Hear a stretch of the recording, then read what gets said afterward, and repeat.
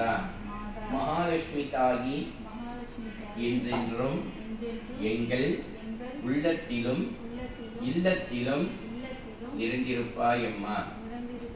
உங்களுடைய அனுக்கிரகமும் ஆசீர்வாதமும் என்றென்றும் எங்களுக்கும் எங்கள் குழந்தைகளுக்கும் எல்லோருக்கும் கிட்ட வேண்டும். மகாலட்சுமி தாயி நமஹா. கீழே வந்து பஞ்சா நமஸ்காரம் பண்ணணும்.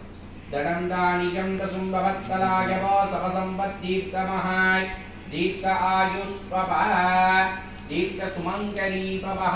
பல்லாண்டு பல்லாண்டு கால வாழ்கே.